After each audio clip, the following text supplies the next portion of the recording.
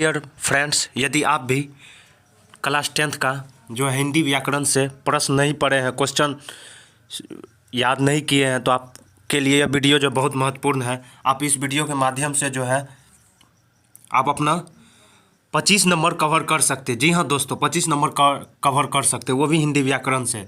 तो आपको जो है सबसे पहले आपको बता दें, वर्ण विचार से क्वेश्चन रहेगा, संज्ञा से रहेगा, वचन से रहेगा, लिंग से रहेगा, सर्वनाम से रहेगा, विशेषण से रहेगा, ये सब। उसके बाद विविध क्रिया से, वाच्य से रहेगा, काल से रहेगा। उसके बाद फिर दोस्तों आपको बता दें, कारक से रहेगा, अवयव से रहेगा, संधि से रहेगा, समास से रहेगा, पर्यायवाची शब्द और विपरार्थक शब्द, श्रुति सम्मानार्थक शब्द। और उसके बाद आगे बढ़िए और आपको बता रहे हैं उपसर्ग से रहेगा, प्रत्यय से रहेगा। तो आपके लिए वीडियो जो बहुत ही महत्वपूर्ण होने वाला था, आप जो इस वीडियो को ज़रूर पूरा देखिएगा, जिनमें आपको जो है व्याकरण से जुड़ी सारी जानकारी मिल जाएगी और आप जो है 25 नंबर कवर कर सकते हो। जिसमें कि आपको बता दें 25 नंबर बहुत ही मायने रखता है। शब्द से रहेगा और भी आपको आप देख रहे हैं कुछ इस प्रकार से है। ये कम से कम इतना चैप्टर से जो है हिंदी व्याकरण से आपको क्वेश्चन जो रहेगा, तो कम से कम आपको जो बता देंगे हम, हर वर्ण विचार से आपको 4 से 5 क्वेश्चन बताएंगे। तो आप इस वीडियो में बने रहिए। उससे पहले हमारे चैनल पे नए चैनल को सब्सक्राइब कर लीजिएगा और बेल आइकन प्रेस कर लीजिएगा ताकि नई नोटिफिकेशन मिलेगी। और लाइक दोस्तों, लाइक जो है कम से कम 1 के कर दीजिएगा। लाइक जो है दोस्तों कम से कम 1 के कर दीजिए। आपको बोल रहे हैं जिनमें आपको 25 नंबर पूरा फिक्स है। जी हाँ दोस्तों, 25 नंबर जो है वो फिक्स कर दिया गया है। आपको व्याकरण से रहेगा ही रहेगा, इससे आप कहीं भी बाहर नहीं रहेगा। तो आप लोग वीडियो में बने रहिए और कम से कम दोस्तों को भी शेयर करें। तो चलिए वीडियो को स्टार्ट करते हैं। तो ये वर्ण विचार से है। तो दोस्तों आपको पता है, भाषा व्यक्ति द्वारा सार्थक विचारित वाणी को भाषा कहते हैं। भाषा किसे कहते हैं? जिसके द्वारा मनुष्य अपने भावों को लिखकर या बोलकर दूसरे पर प्रकट करता है, उसे हम भाषा कहते हैं। तो आपको अपनी भाषा में बनानी है। वर्ण किसे कहते हैं? ध्वनि के मेल से जो बना शब्द होता है, जो विकार पैदा होता है, उसे वर्ण कहते हैं। वर्ण का प्रयोग ध्वनि चिन्ह, लिप चिन्ह, अक्षर किसी ध्वनि या समूह या उच्चतम न्यूनतम और उच्चारित इकाई को अक्षर कहते हैं। वर्णमाला वर्णों के समुदाय को वर्णमाला कहते हैं। दोस्तों वर्णों के समुदाय को वर्णमाला कहते हैं। आपको हम अपनी भाषा में समझा रहे हैं। वर्णों के समुदाय को वर्णमाला कहते हैं। स्वर किसे कहते हैं? स्वर उस शब्द को कहते हैं जिस ध्वनि में उच्चारण समय हवा बिना किसी रुकावट मुंह से सांस ले। जैसे ओ जो है ना रुके हुए शब्द बोल रहे हैं, जिसे ना हमें मुंह से निकलती हुई मतलब रुकने की प्रयास नहीं है, सीधा हम ओ आ, ये जो है स्वर है, स्वर वर्ण है, जिसमें आपको मुंह से बिना रुके हुए आवाज़ बोलनी है। ह्रस्व वर्ण जिन स्वरों का उच्चारण एक मात्रा में समय लगता है, जैसे ई, ये जो ह्रस्व स्वर है। दीर्घ स्वर से रहेगा व्यंजन स्वर। व्यंजन स्वर जिस वर्णों के उच्चारण की सहायता लेनी पड़ती है उसे हम व्यंजन स्वर। जैसे क जोड़ अ, जैसे पा जोड़ ठ पाठ, जैसे इमली, ई जोड़ ई, म जोड़ ली, इमली, इस तरह से रहता है। व्यंजन गुच्छ जो 2 या 2 से अधिक व्यंजन एक साथ श्वास के झटके से बोले जाते हैं, उसे हम व्यंजन गुच्छ संधि कहते हैं। तो आप व्याकरण जरूर पढ़िए, उस वीडियो को भी जरूर पढ़ें। आप कल एग्जाम देने वाले ना, 25 में 25 मार के आइएगा। जी हाँ दोस्तों, आपने 25 में 25 मार के आना है। तो आप वीडियो में बने रहिएगा ताकि सारी जानकारी आपको इस वीडियो के माध्यम से मिलती रहेगी। बाल घात, इससे भी प्रश्न रहेंगे। घोषणा, इस तरह का आपसे क्वेश्चन पूछेंगे। चलिए नीचे स्क्रॉल करके ऑब्जेक्टिव हम पढ़ लेते हैं। तो थोड़ा ये देख लेनी है आपको। ओ आ जो है, तो इसमें आपको पूछेगा कंठ से उच्चारण होने वाले शब्द कौन सा है, तालु से उच्चारण होने वाले शब्द कौन से हैं, और उसके बाद दांत से उच्चारण होने वाले कौन शब्द हैं, कंठ नासिक से, मूर्धा नासिक से। तो ये थोड़ा देख लीजिएगा, तो आपको बता ही देते हैं दोस्तों। कंठ से होने वाले अ आ ई क ख ग घ विसर्ग। तालु से होने वाले ई दुर्गई चौ छ मुद्रा से री ट ठ ड ढ र स। दंत से ली तो, जैसे तो बोलिएगा तो दांत और जीभ दोनों जो है तालु में सट जाएगा, तो दांत से होने वाली तो। ओष्ठ ऊ जो है देख रहे हैं, होठ से हो रही है। कंठ नासिक अंगों से। उसके बाद दंत ओष्ठ व से, तालु और कंठ। तो चलिए क का उच्चारण देख लिए। क का उच्चारण किससे होने वाला है? तो क का उच्चारण जो है वो आप नीचे स्क्रॉल करके देख सकते हैं। नहीं, यहाँ भी बता देते। क का उच्चारण जो है वो किससे होने वाला है? कंठ से। किससे होगा दोस्तों? कंठ से। फिर दूसरा क्वेश्चन है, प का उच्चारण किससे है? प प का उच्चारण जो है दोस्तों वो प का उच्चारण ओट से होने वाला है। तो इम्पोर्टेंट जो है दोस्तों वो आपको ये इम्पोर्टेंट है, आपके लिए बहुत ही इम्पोर्टेंट है दोस्तों। ये देख सकते हैं, ये इम्पोर्टेंट है, बहुत ही इम्पोर्टेंट है ये। तो इसको आपको जो पूरा याद कर ही लेनी है, जैसे आपको बता ही दिए हैं इसी तरह से क्वेश्चन रहता है। देख लीजिए, नहीं होता विश्वास तो नीचे स्क्रॉल करके आपको दिखा। भाषा किसकी अभिव्यक्ति का माध्यम है? भाषा किसकी अभिव्यक्ति का माध्यम है?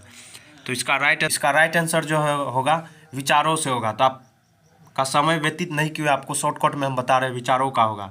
चलिए फिर आगे बढ़ते हैं, अगला क्वेश्चन। छठा क्वेश्चन, व्याकरण वह ज्ञान है जो, पहला है ऑप्शन त्रुटियों पर ध्यान नहीं देता है, दूसरा है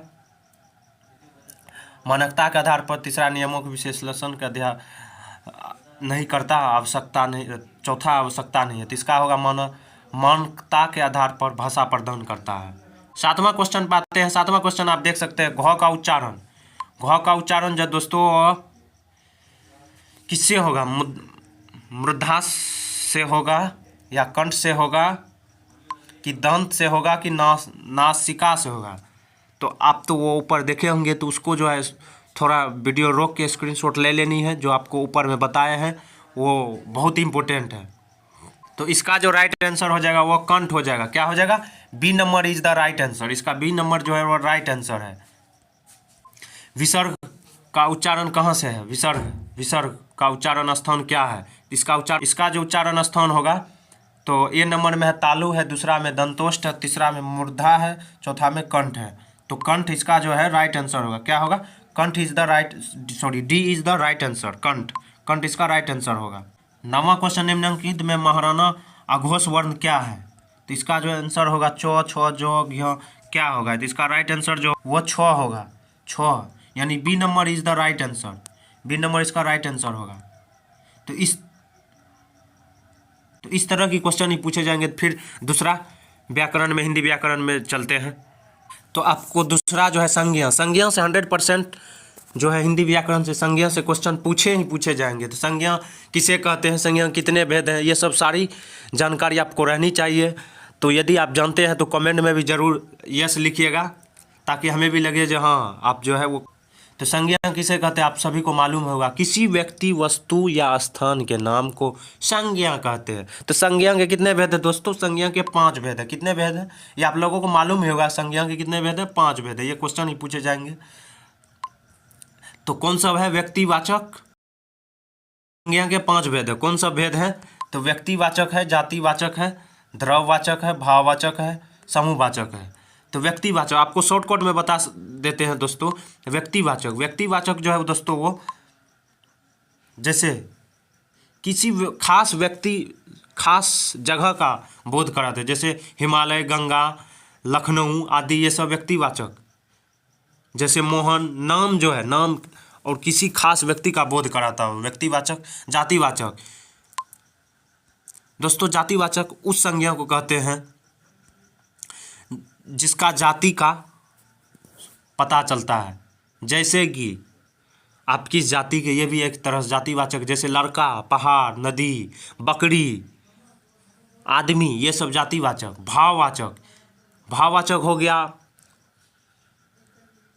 तो भाववाचक उस संज्ञा को कहते हैं जिसकी किसी भाव का अर्थात उसके स्वभाव का पता चलता है।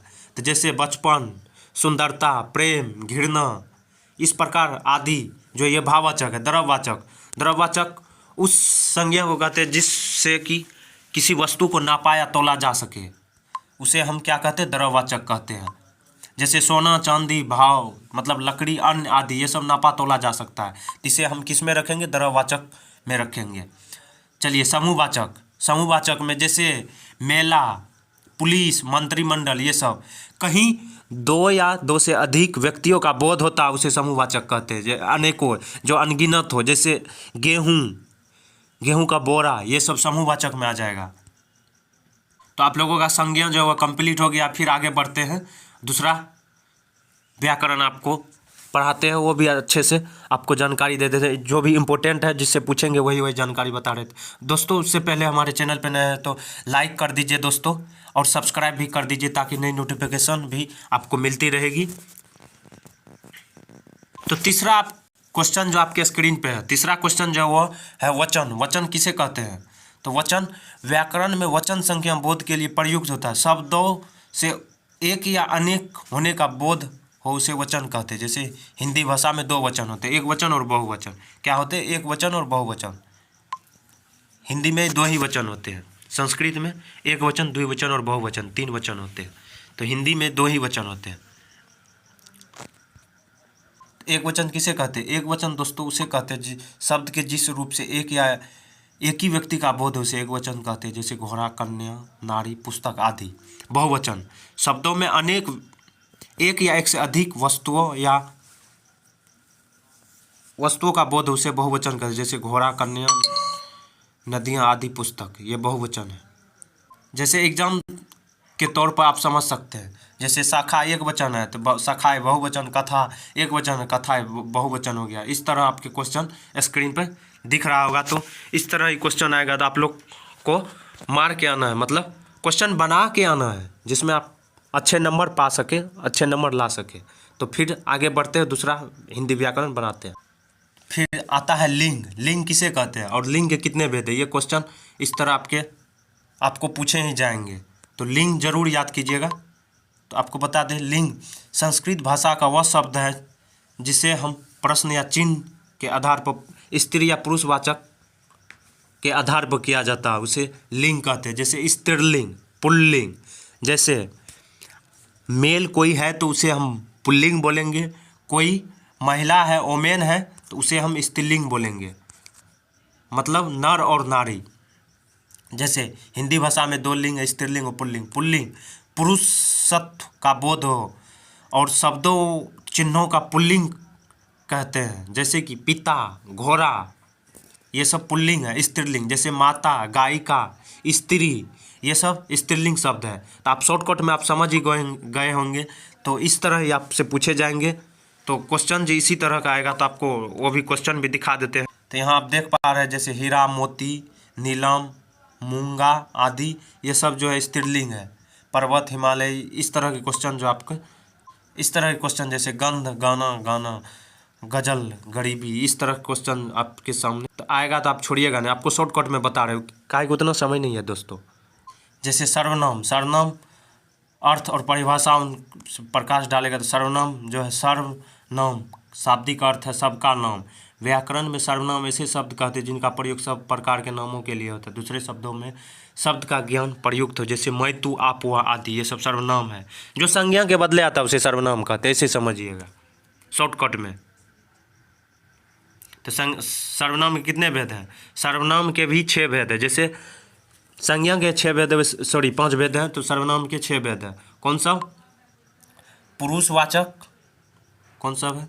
पुरुषवाचक, निश्चयवाचक, अनिश्चयवाचक, संबंधवाचक, प्रश्नवाचक, निजवाचक।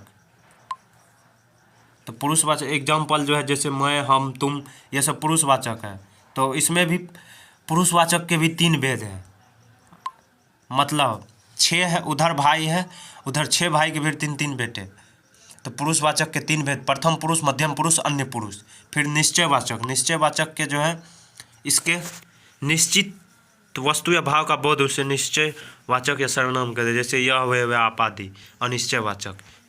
तो इस तरह का क्वेश्चन आपके स्क्रीन पे रहेगा, तो आप लोग को बना के आना है। इसका एग्जाम्पल देख सकते हैं, जो मतलब जो उसे खिलाओ, ये जो है सर्वनाम के पूर्णरूप शब्द है। जैसे कोई सर्वनाम है तो इसका कोई सर्वनाम क्या होगा? अनिश्चयवाचक होगा। तो आप तो पढ़े होंगे, तो आपको डीपली में जाने की ज़रूरत नहीं, आपको शॉर्टकट में बनाना है। तो शॉर्टकट में बना के आप नंबर सिर्फ उठाना है, नंबर उठाना है। अब तो आपका समय भी नहीं रहा जो आप पढ़िएगा। तो चलिए, तो फिर आता है विशेषण। विशेषण किसे कहते हैं, उनका उदाहरण स्पष्ट कीजिए। विशेषण जो शब्द, संज्ञा, सर्वनाम की विशेषता एवं गुण धर्म को बताता है उसे विशेषण कहते हैं। जैसे लाल घोड़ा, उजली कमीज, अच्छा लड़का आदि। इन वाक्यों में लाल, उजली जो है अच्छा शब्द संज्ञा की विशेषता को बताता है। विशेषण के कितने भेद हैं? तो विशेषण के 4 भेद हैं। कौन सा भेद है? तो गुणवाचक, परिणामवाचक, संज्ञावाचक, सर्वनामवाचक। तो दोस्तों फिर आता है कारक। जो क्रिया की उत्पत्ति में सहायक हो उसे कारक कहते हैं। कारक के 6 भेद हैं। कर्ता, कर्म, करण, संपरण। यहाँ आप देख सकते हैं कर्ता, कर्म, करण, फिर उसके बाद जो है संप्रदान, अपादान, संबंध, अधिकरण। तो आपको बता दें इसका चिन्ह जो है, तो पहला का होगा कर्ता ने कर्म को करण से इस तरह याद रखिएगा। संप्रदान को के लिए अपादान से, संबंध का के की, और फिर अधिकरण में पर, फिर आता है संबोधन। संबोधन हे अरे, इसका जो है हे अरे ये जो है इसका चिन्ह है। तो आपको चिन्ह भी याद करा दिए शॉर्टकट में। दोस्तों फिर वीडियो में आता है काल। काल किसे कहते हैं? काल के भी 3 भेद हैं। तो काल उसे कहते हैं, यहाँ देख सकते हैं, उस रूपांतर को काल कहते हैं जिसे कार्य के व्यापार के समय, क्रिया करने में जो समय लगता है, शॉर्टकट में समझिए उसे काल कहते हैं। क्या कहते हैं? काल। मतलब काम करने में जो समय लगता है उसे काल कहते हैं, ऐसे समझिए शॉर्टकट में। काल के 3 भेद हैं। वर्तमान काल, आप जानते हैं, भूतकाल, भविष्यत काल। जो अभी हो रहा है, जैसे मैं आपको पढ़ा रहा हूँ, ये वर्तमान काल। भूतकाल, जैसे मैं कल पढ़ा रहा था, वो भूतकाल। कल आप लोगों का एग्जाम होगा, तो ये भविष्यत काल, जिसके अंत में ता है, ती है, ते है। वर्तमान काल ऐसे समझिए, जिसके अंत में था है, थी है, थे है, वो भूतकाल। और जिसके अंत में हो रहा, हो रही है, वो भविष्यत काल। शॉर्टकट में समझिए, ऐसे ही है। बस वर्तमान काल के 5 भेद हैं। जैसे ये भी समझ लीजिए, समान वर्तमान, तत्कालीन, पूर्ण वर्तमान, संदिग्ध वर्तमान और संभव वर्तमान। इसके भी कुछ उदाहरण दिए, जैसे आया है, वह लौटा हो। भूतकाल किसे कहते हैं? भूतकाल तो बता ही दिया आपको। तो इस तरह क्वेश्चन आएगा, तो आप लोग को छोड़ना नहीं है, बना लेना है। तो दोस्तों अभी के अभी हमको सब्सक्राइब कीजिए और कम से कम दोस्तों को भी शेयर करें, और वो भी यह वीडियो देखें जो बहुत इंपॉर्टेंट है व्याकरण से जुड़ी। तो लाइक भी दोस्तों कम से कम 2 के कर दीजिए, ताकि मेरा भी मन खुश हो जाएगा। तो जितना बताए हैं तो और आगे वीडियो में बताएंगे, तो इस वीडियो को ज़रूर पहले वॉच कीजिए।